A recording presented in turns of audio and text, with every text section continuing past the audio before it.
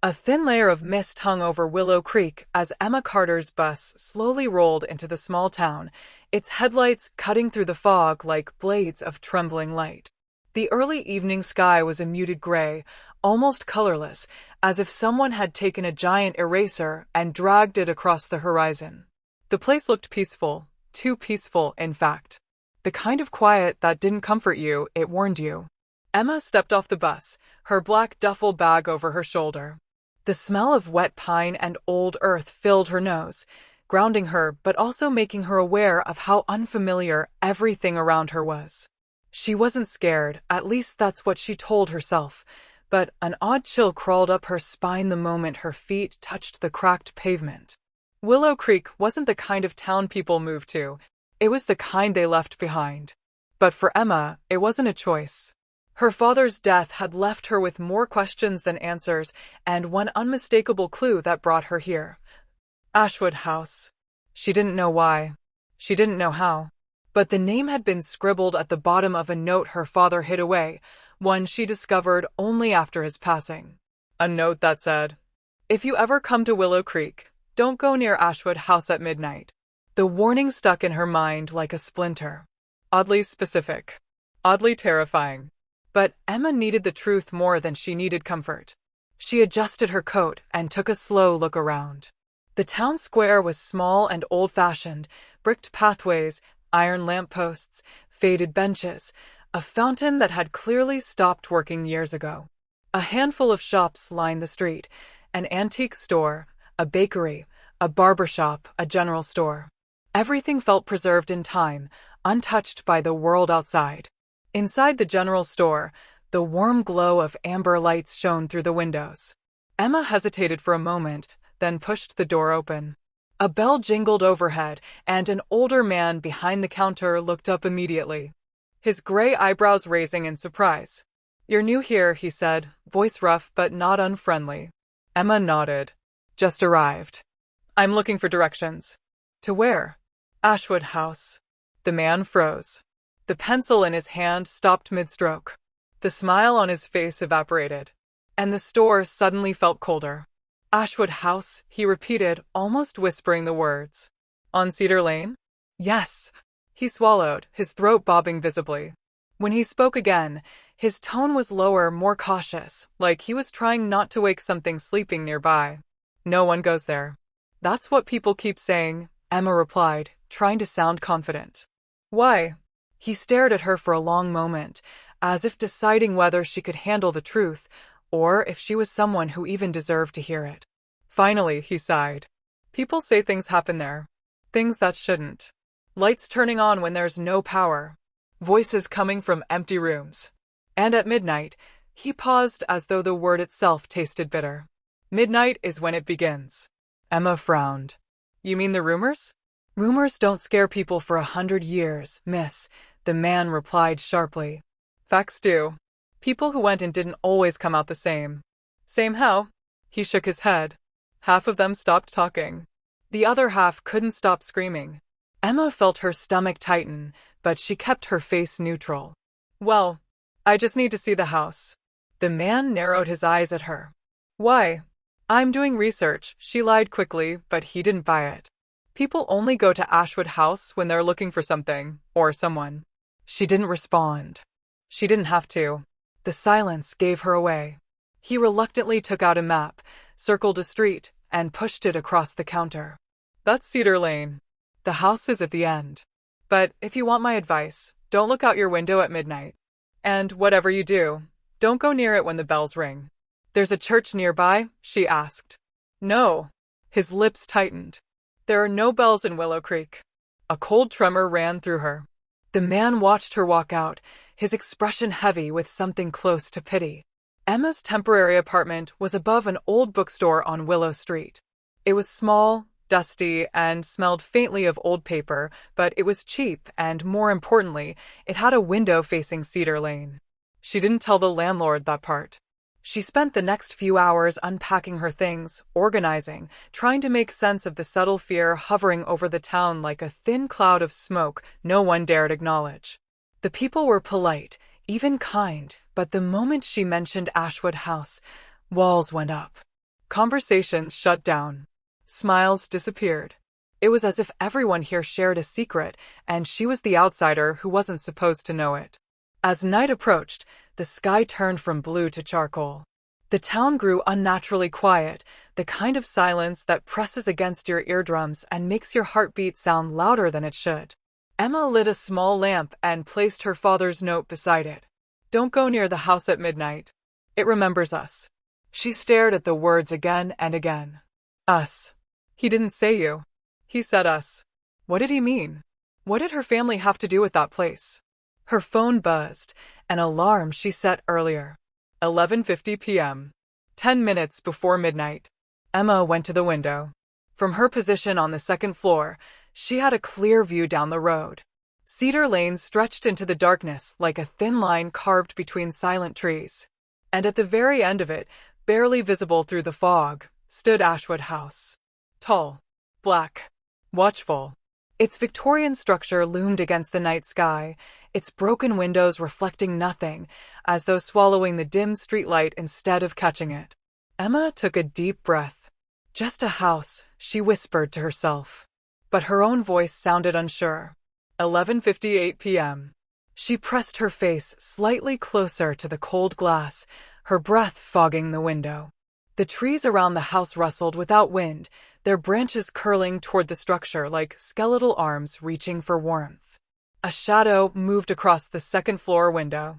Emma jerked back. What was that? She blinked hard, rubbed her eyes, and looked again. Nothing. Just darkness. She exhaled, trying to steady her nerves. 11:59 p.m. Her pulse quickened. The town was so silent she could hear the faint ticking of her wall clock, each second louder than the last. The streetlight flickered once, twice, then steadied again. Then, 12 a.m. All at once, a light snapped on inside Ashwood House. Bright. Warm. Impossible. Emma's breath caught in her throat. Her entire body froze. The house had no power. Everyone said so. The lines were cut years ago. Even the electric company confirmed it. And yet, there it was. A glowing yellow light spilling from a window on the second floor, flickering like a candle trapped in a storm. Emma's heart pounded. But then she saw something else. A silhouette. A figure standing perfectly still behind the curtains. Tall. Thin. Motionless. Almost as if waiting.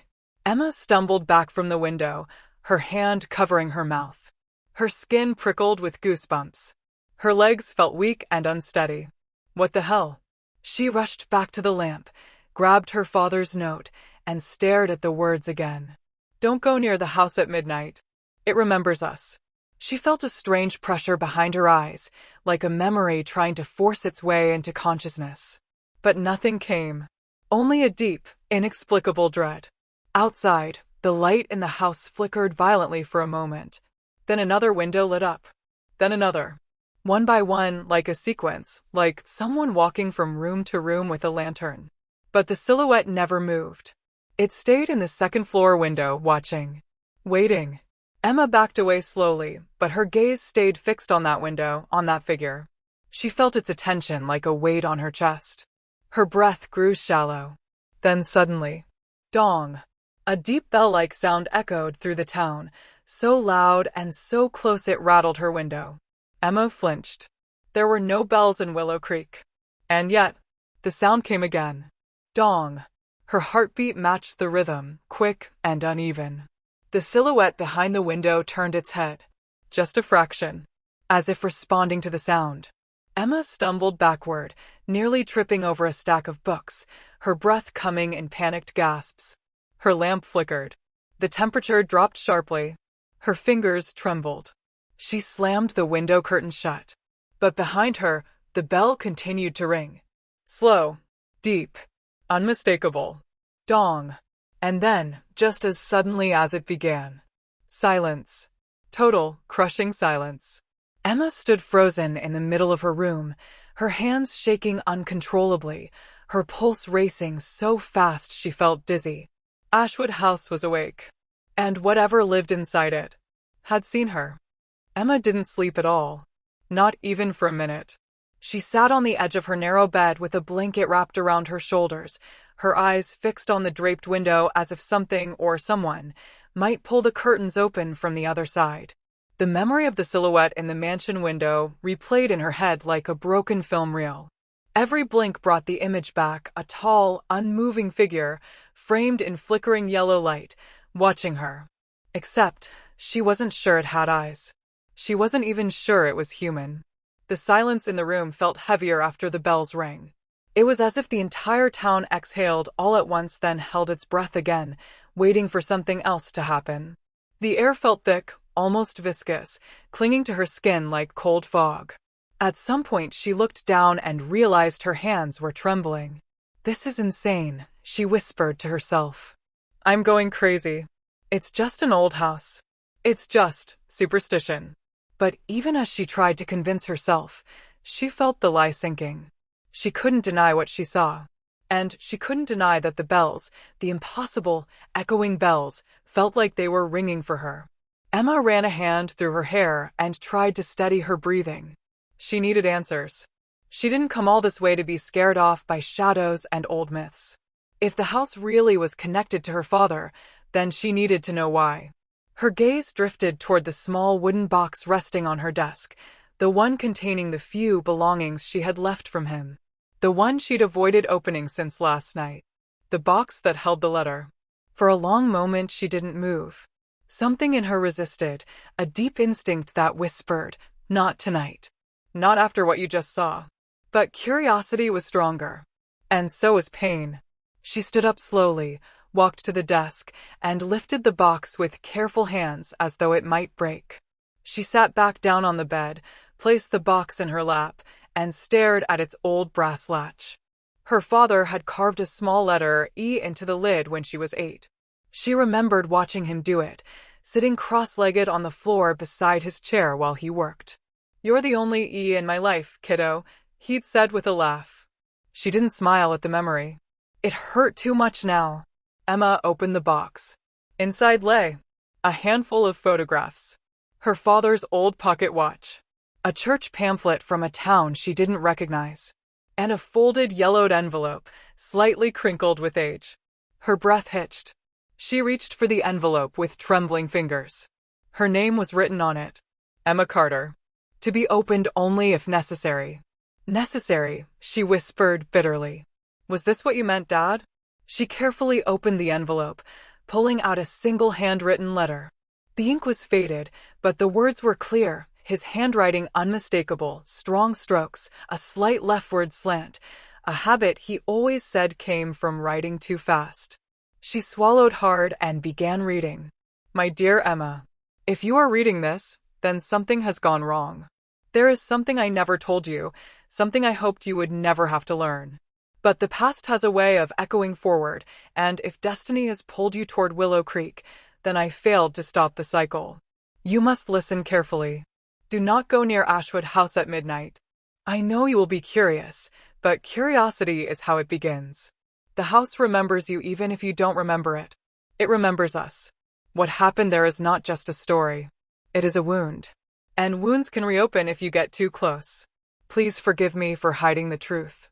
But I had to protect you from them, from it, and from myself. Love, Dad." Emma stared at the letter until the words blurred.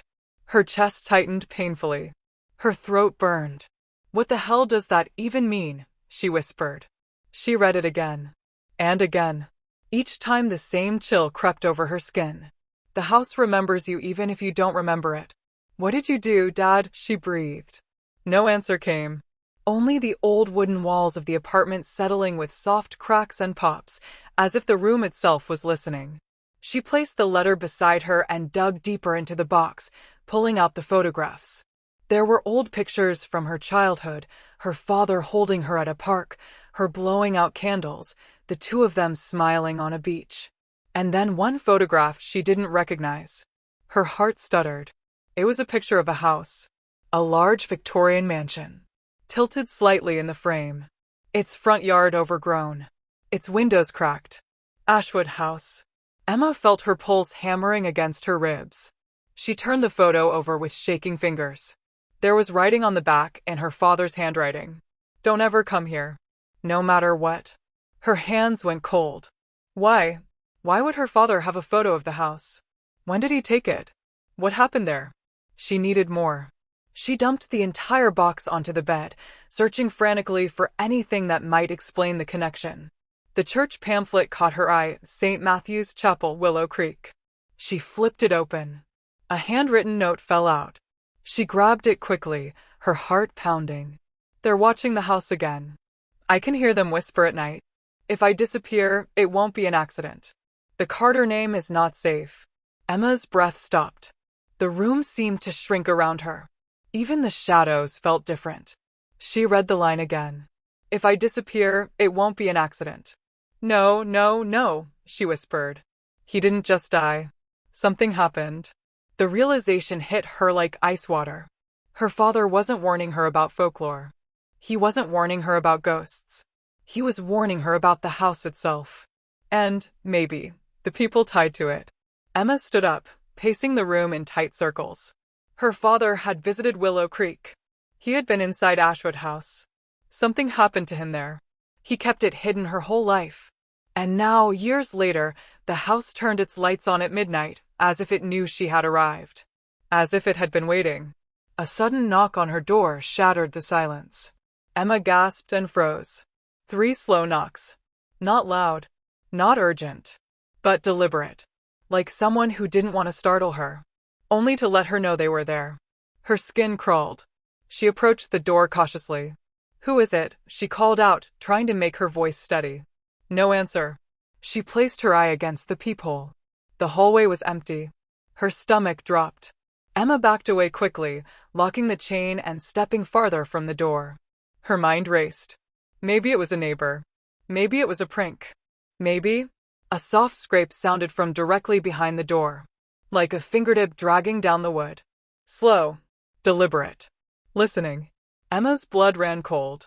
She held her breath, praying whoever or whatever it was would go away. The scraping stopped. Silence. Then footsteps, faint, fading down the hall. She exhaled shakily and pressed a hand over her pounding heart. She wanted to scream. She wanted to run. She wanted to leave Willow Creek that very moment. But then she looked at her father's letter again. If you are reading this, something has gone wrong. She couldn't run. Not yet. Not until she knew what really happened. Emma picked up the letter, folded it carefully, and placed it back into the box. The box felt heavier now, like it carried not just memories, but burdens. She shut the lid with trembling fingers. And without realizing it, she whispered, I'm going to find out the truth, Dad. I promise. Somewhere outside, carried on the wind, she thought she heard something. A faint whisper. A sigh. As though the house at the end of Cedar Lane had heard her promise. And was waiting. The next morning arrived without permission. Emma had drifted into sleep only minutes before sunrise, and even then, it wasn't real rest, just a hazy drifting in and out of half-dreams, haunted by silhouettes, dragging sounds, and her father's final warning echoing through her mind. When she opened her eyes, her room felt colder than usual. Pale morning light filtered weakly through the curtains like it was afraid to enter. Her throat was dry, her heartbeat uneven, and the memory of the knocking still pulsed at the back of her mind like a bruise. But the first thing she did was grab the photograph of Ashwood House from the floor beside her bed. She stared at it for a long, quiet moment. Last night it had felt distant, something lurking across the street. Now, in the bright light of morning, the house looked different. The photo somehow felt wrong, as though the shadows in it did not belong to the time of day it was taken. The tree in the yard leaned unnaturally, like it was listening. The second-floor window, the same one that glowed last night, looked darker than the rest. Emma touched the edges of the photograph with trembling fingers. This picture shouldn't exist, she whispered. You were running from this, weren't you, Dad? She placed it back into the box, closed the lid, and exhaled deeply. There was only one way to get answers. She had to go to Ashwood House. Not at midnight. Not when the shadows moved like they had a mind of their own. But in daylight. Even if the house had a memory. Even if it remembered her father. Even if it remembered her. She needed to see it up close. The walk to Cedar Lane felt longer than it had the night before. The fog had thinned, but not completely. A strange, faint mist still clung to the edges of the sidewalk even though it was nearly noon.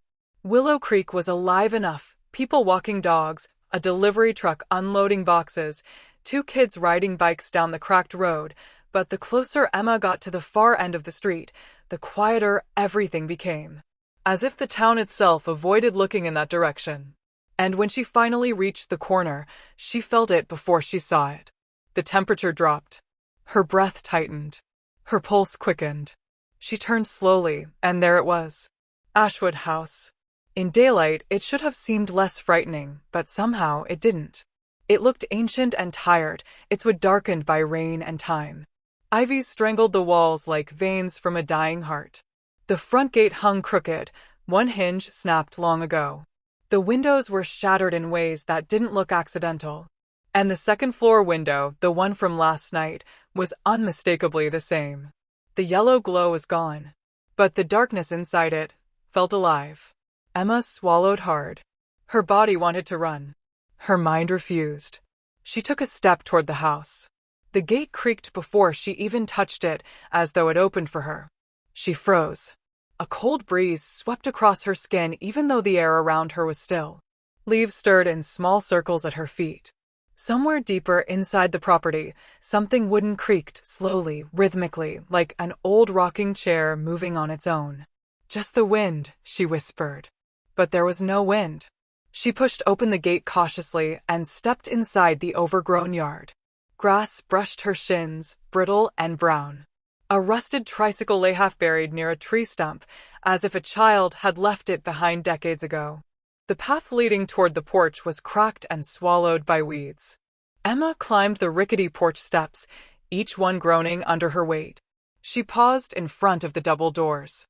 The wood was scarred with deep gouges, like something sharp had clawed at it. Human? Animal? Something else? She didn't want to guess. She raised her hand to knock, but before her knuckles touched the surface, a low, dull sound echoed from inside. Thud. She jerked back. Another sounded. Thud, thud. Like footsteps. Slow, deliberate, descending a staircase. Her blood ran cold. Someone was inside. Or something was. Her father's words flashed in her mind. Do not go near Ashwood House at midnight. But it wasn't midnight. It was noon. Sunlight still touched the walls behind her. She forced herself to breathe and turned the rusty doorknob. It clicked. Unlocked. The door swung open an inch on its own. Emma stepped inside. The smell hit her first. A cold, damp scent, like whetstone and rotting wood, mixed with something metallic. Dust floated through the air in slow spirals, catching thin beams of light that broke through the broken windows. The entryway was enormous. High ceilings. A grand staircase with broken steps. Faded wallpaper peeling off the walls like old scabs. A chandelier hung crooked from the ceiling, its crystals dusty and dull. The house seemed frozen in time. She took a cautious step forward, floorboards creaking beneath her shoes. Her voice trembled. "Hello. Anyone here?" Silence answered. She noticed shattered picture frames along the hallway, faces she couldn't make out, blurred by age or maybe something else. One portrait lay on the floor, cracked straight down the middle, splitting a woman's face in two. Emma stepped deeper into the house. The thudding she heard earlier had stopped. But now there was something else. A faint sound. Impossible to locate. Soft, like whispering. Like two people having a quiet conversation in the next room. She turned her head slowly. Nothing. Nothing. She walked forward, past the staircase, into a narrow hallway. Her feet brushed through thick dust, leaving the first footprints the house had seen in years. The whispering grew louder. "Is someone here?" she asked again, trying to hide the shaking in her voice. No response. But she could swear the whispering shifted, like it acknowledged her presence. At the end of the hall, she saw a door slightly open. Warm light flickered from inside. Her heart dropped. The same light she had seen from her apartment window last night. She approached slowly, each step heavy, her pulse a frantic drumbeat in her ears. She pushed the door open. The room was empty. Completely. Just an old study, dusty bookshelves, tattered curtains, a desk covered in debris. No lamp. No candle. Nothing that could produce light. But the faint warmth in the air suggested something or someone had been there moments before. She stepped forward and noticed something on the desk. A journal. Leather-bound, cracked at the edges, covered in dust. She reached out and lifted it. A chill crawled up her arms. It wasn't old dust. The imprint of fingers was fresh. Someone had touched it recently. She opened the first page. Her eyes widened. It wasn't a random journal. It belonged to her father. Journal of Thomas Carter. Ashwood Project. Notes. Her breath left her body. Her father had been here. He had kept notes. He had investigated this place. She flipped to the second page. Entry number 1. This house is not abandoned. It sleeps. It dreams. And sometimes it wakes. Emma's hands shook violently. No, she whispered. Dad, what were you involved in? She turned another page. Entry number 4. If the lights turn on at night, do not enter. It means the house is aware. It means you are not alone. She froze. A sudden sound cracked through the hallway. A door slamming. Emma snapped her head toward the noise. Someone was inside the house. Behind her. Moving. The whispering returned louder now, circling her, coming from the walls, the ceiling, the floor. The house was speaking. And something was moving toward her. She backed away from the desk, clutching the journal. Her heartbeat thundered. She stepped into the hallway. And the door at the far end slammed shut. Then another. And another. One by one, every door in the hallway began slamming violently, as if an invisible force was running through them. Bang, bang, bang, bang. The entire house shook. Emma screamed and ran toward the entryway. She didn't care about answers anymore. She didn't care about the photograph or the silhouette or the warning. She had to get out. But as she reached the staircase, a shadow moved at the top landing. Tall. Still. Watching. Her breath caught in her throat. It wasn't human. It wasn't fully anything. She didn't look twice. Emma sprinted out of the house, down the porch steps, through the yard, across the street, running until her lungs burned and her vision blurred. She didn't stop until she reached her apartment building. Only then did she look down at her shaking hands. She was still clutching her father's journal. The house had let her take it. But why? Emma's heart pounded as she whispered, "What did you want me to see?" Because she knew one thing with certainty. Ashwood House wasn't just haunted. It was aware. And now, it knew her name. Emma didn't remember how she reached her apartment. She barely remembered climbing the stairs, shutting the door, locking all 3 locks, then sliding to the floor with her back against the wall, gasping for air as if she had outrun death itself. Her hands were still clenched around her father's journal. Her knuckles were white. Her skin cold. For a long time she didn't move. The apartment was silent, too silent, the kind of silence that made every heartbeat sound like a drum. She tried to slow her breathing, but her mind kept replaying everything. The footsteps. The whispering walls. The doors slamming. The shadow on the landing. And the sentence in the journal. If the lights turn on at night, you are not alone. Emma finally stood up, though her legs trembled under her weight. She placed the journal on the table and flipped it open, desperate for more answers. There were dozens of entries, some half-finished, some scratched out violently, ink smeared like dried blood. She flipped to one that caught her eye. Entry number 12. The house feeds on memory. It does not haunt, it echoes. It repeats what it has taken. And it wants more. Emma shivered. She turned another page. Entry number 13. If you hear whispering, leave the room. If you see the shadow, do not acknowledge it. If you feel the floorboards move beneath your feet, run.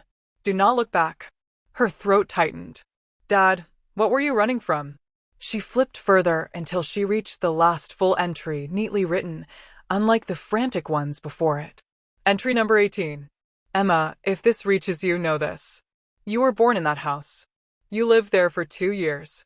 You do not remember, because the house took those memories from you. To protect you, I took you away. But taking you away awoke it. It has been waiting ever since. If you return, it will try to finish what it started. Emma's knees buckled. Her entire body froze. She read the paragraph again. Then once more. She was born in Ashwood House. Her earliest memories gone.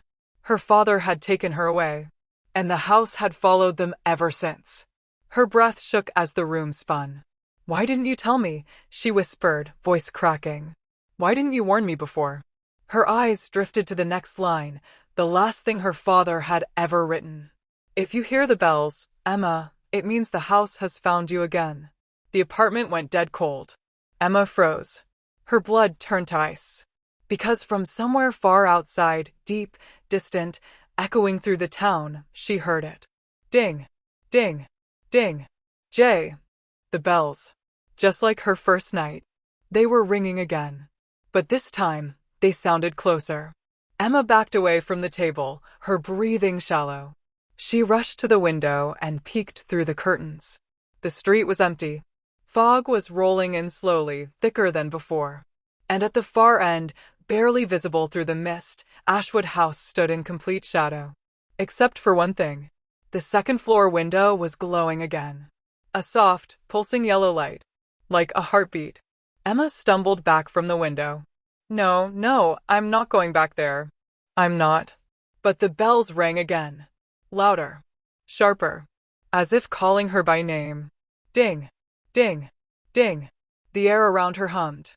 The lights in her apartment flickered. The walls seemed to vibrate. And then she heard it. A whisper behind her. Soft. Cold. Close. Emma. She spun around, but the apartment was empty. Her pulse hammered. She grabbed her coat, her phone, and, without fully understanding why, the journal. The whispers grew louder, circling her, pushing her toward the door. She didn't want to go back. But she realized something in that moment. The house wouldn't stop. It wouldn't let her leave town. It wouldn't let her live. Not until she finished what her father couldn't. Not until she faced it. This wasn't a haunting. It was a calling.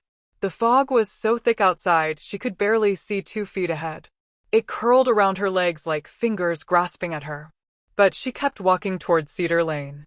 With each step, the bells grew louder. With each breath, the air grew colder. With each heartbeat, dread curled deeper inside her chest. By the time she reached the gate of Ashwood House, the light in the window was no longer pulsing. It was steady, bright, waiting. The gate opened on its own. Emma froze. "Dad," she whispered shakily, "if you can hear me, help me." The house answered instead. A slow, deep creak like something inside shifted. Breathing. Emma stepped onto the porch. Up the broken stairs. Through the open door. The moment she crossed the threshold, the door slammed behind her. The house exhaled. This time, she didn't run. She lifted the journal and whispered, "What do you want from me?" The walls whispered back. Not words, echoes. Laughter. Crying. Footsteps. Fragments of memories that weren't entirely hers. She walked deeper inside. The chandeliers above flickered. Dust swirled. The floorboards shifted beneath her feet, not randomly, but rhythmically. Like a pulse. Emma followed the sound. Down the hallway where the doors had slammed. This time, they didn't slam. They opened slowly as she passed one by one like the house was guiding her. She reached the study again. The air felt warmer here. Heavy. Expectant. The journal in her hand flipped open on its own, pages fluttering violently until one landed flat. But it wasn't a page she had seen before. It wasn't written in ink. It was written in something darker. Thicker. Her breath hitched. To break the echo, the forgotten must be remembered. She didn't understand. Until the room around her began to shift. The walls wavered like she was seeing through water. The dust lifted. The broken furniture straightened. The torn curtains repaired themselves. And suddenly, she wasn't in a ruined study. She was in a nursery. A crib. A rocking chair. Children's drawings on the walls. A mobile hanging from the ceiling. She gasped. Her knees weakened. Memories crashed into her, a child's laughter, her father holding her, late nights in this room, shadows at the door, whispers calling her name as a toddler. The echo wasn't of the house. It was of her. Emma stumbled back as the shadows gathered in the corners of the nursery. They twisted, merged, and formed a figure. Not human, not whole. A memory made flesh. Her memory. The shadow leaned toward her, stretching long arms that dragged across the floor. Emma lifted the journal like a shield. Her voice shook. You don't belong to me anymore. The house roared. A deep, thunderous rumble that shook the entire structure. The lights exploded. The floor buckled. The walls cracked like bone. The shadow launched toward her. Emma screamed and slammed the journal shut. A blinding burst of white light exploded from the cover. The shadow shrieked. The walls howled. The house convulsed violently as if something inside it were dying. The nursery dissolved. The hallway distorted. The staircase splintered. The house began collapsing inward. Not physically, but spiritually. Its memories unraveling. Emma ran. She sprinted toward the front door as pieces of the house folded into themselves like a dying beast. The walls whispered her name one last time, not threatening, but pleading. Emma. She pushed through the door. The world outside felt like real air for the first time in days. She stumbled into the yard, collapsing to her knees as the house behind her gave a final, earth-shaking groan, then fell silent. The light in the window died. The whispering stopped.